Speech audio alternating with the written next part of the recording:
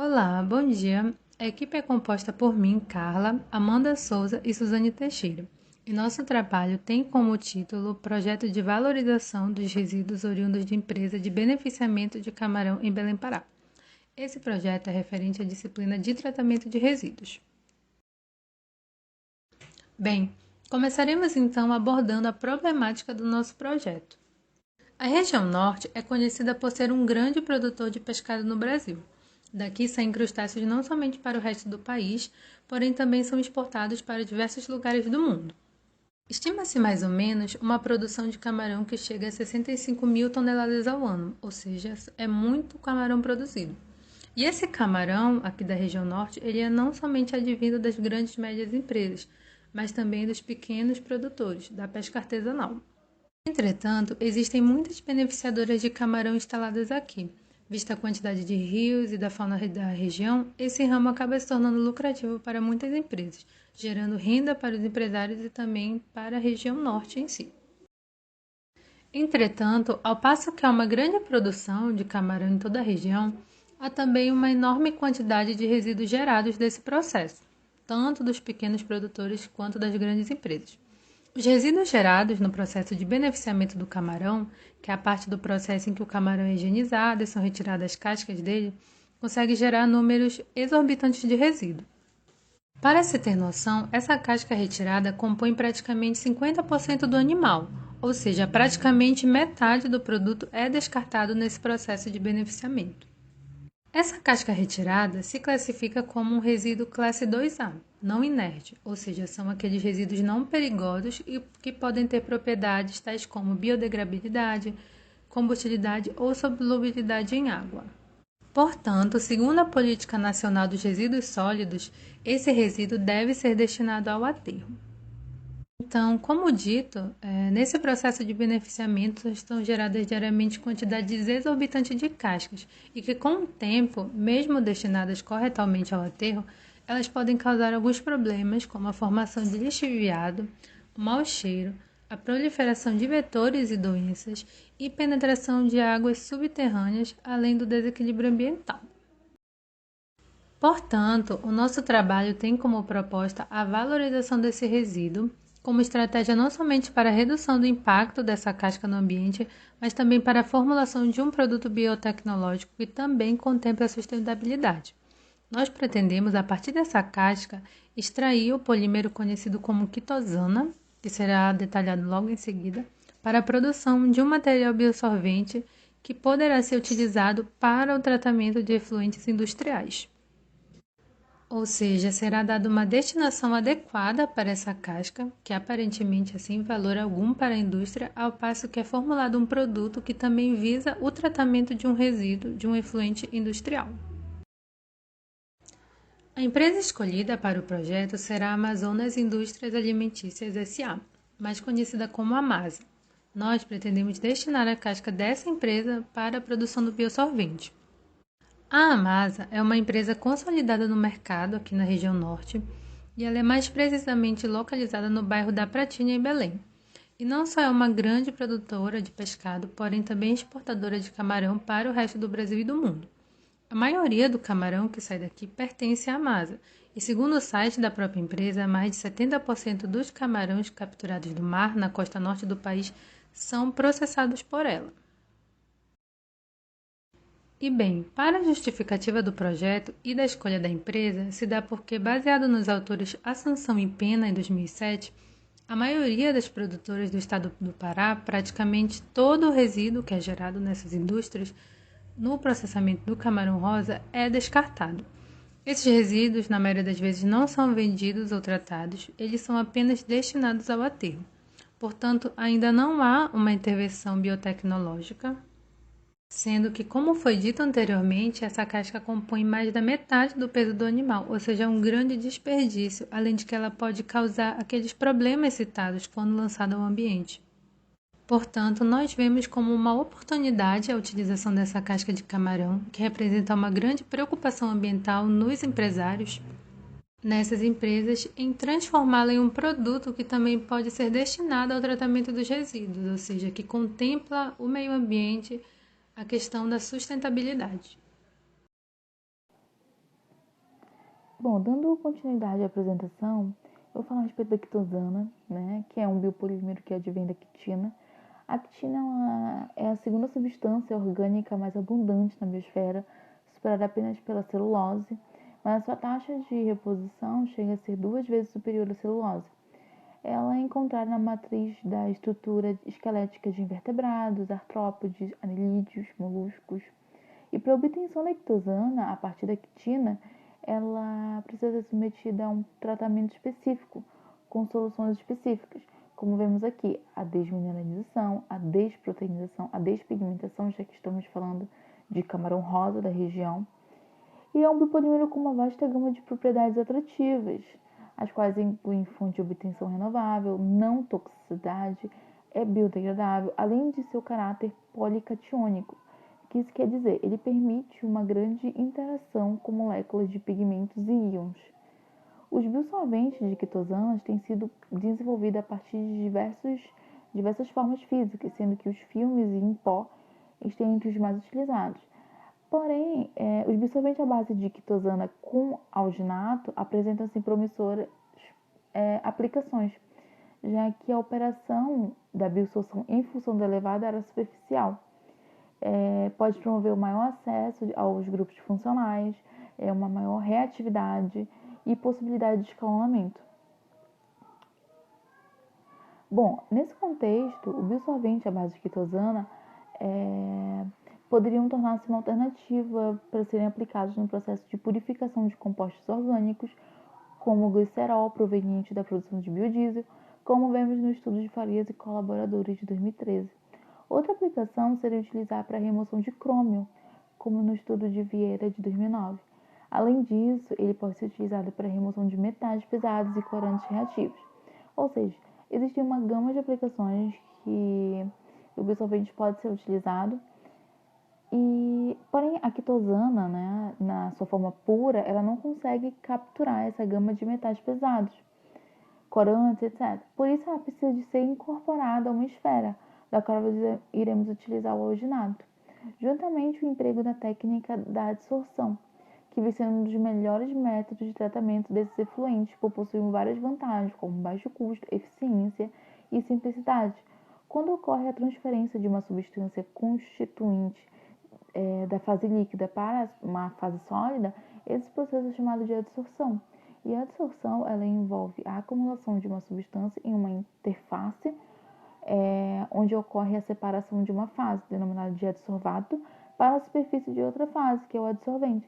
Existem 2 tipos de adsorção, a quimiosorção e a fissosorção.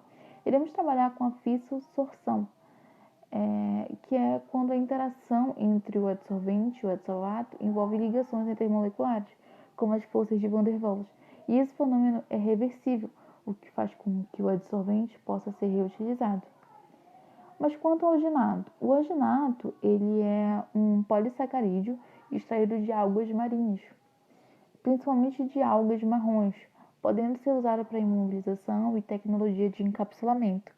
Ele oferece vantagens em relação a polímeros sintéticos, já que eles formam hidrogéis em pH e temperatura relativamente moderada. O alginato é considerado atóxico, biocompatível, biodegradável, de baixo custo e disponível em abundância na natureza. Essas vantagens fazem com que ele seja uma boa alternativa para ser utilizado como biosorvente. A estrutura química do alginato se trata de um polissacarídeo aniônico linear formado por monômeros de ácido beta e ácido alfa, ligados por ligações glicosídicas, 1/4. Essas ligações podem variar de composição e sequência dependendo da água de origem.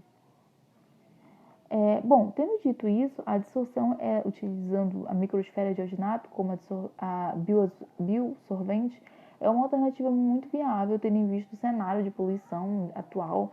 O estudo de materiais utilizados na dissorção é cada vez mais importante, principalmente aqueles que são provenientes de fontes naturais, de baixo custo, fácil obtenção e que não sejam tóxicos, e ainda por cima sejam biodegradáveis, como é o caso da quitosana, que advém da casca do camarão.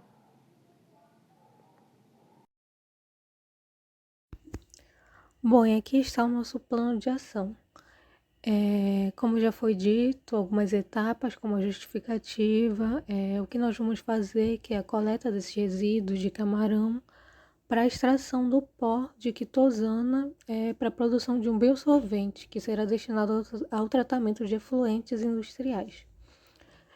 Onde será feito? Bom, a coleta, né, dos resíduos será feita na empresa Masa, como já foi dito, e o local estabelecido para a extração da quitosana seria na Estrada do Bengui, no bairro do Parque Verde, né? Porque seria já, como a empresa de camarão ela fica mais naquela área ali de Coraci, a gente queria um local que ficasse um pouco próximo para facilitar no transporte dessa matéria, mas que também não fosse tão longe do centro comercial de Belém.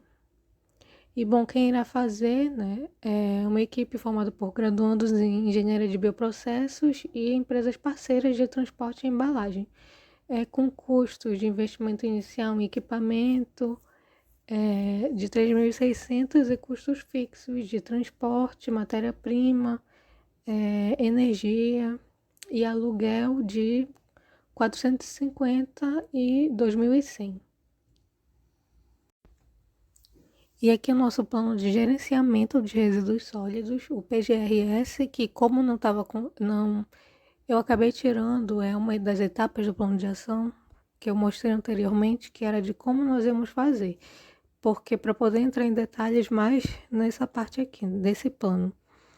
E bom, primeiramente a coleta, que será feita diretamente na empresa de beneficiamento de camarão, a Amazonas Indústrias Alimentícias S.A., Amasa, que por serem resíduos classificados no tipo 2 e B, eles são armazenados em sacos plásticos mesmos, por não apresentarem grandes riscos. E tendo definido a empresa com a qual nós vamos trabalhar, será feita uma negociação com o fornecedor, a Amasa, no caso, a fim de estabelecer um melhor valor orçamentário. Bom, em seguida vem o transporte dessa matéria. A destinação para a extração da quitosana ela foi feita com base na localização da empresa geradora desse resíduo, como eu já havia falado, né? Nós estabelecemos como na Estrada do Bengui. E tendo isso em ação, é feita a gestão de transporte por uma empresa terceirizada que irá encaminhar a matéria ao local de destino. E agora o armazenamento. Bom, o armazenamento desse resíduo ele vai ser feito diretamente no local que nós definimos, que vai ser um depósito de armazenagem normal. Bom, e a próxima etapa, a de tratamento desses resíduos, eles passam primeiramente por tratamentos térmicos, como aquecimento e secagem, a fim de remover impurezas e substâncias indesejáveis. Em seguida, eles passam por tratamentos mecânicos, como trituração e moagem, para preparar essas cascas para as próximas etapas, que são de tratamento químico, que consiste em despigmentação, desproteinação e desacetilação, que são processos para extração da quitosana, né? Primeiro extrai a quitina, em seguida a quitosana, da casca do camarão, já na forma de pó, que é a forma que nós vamos utilizar.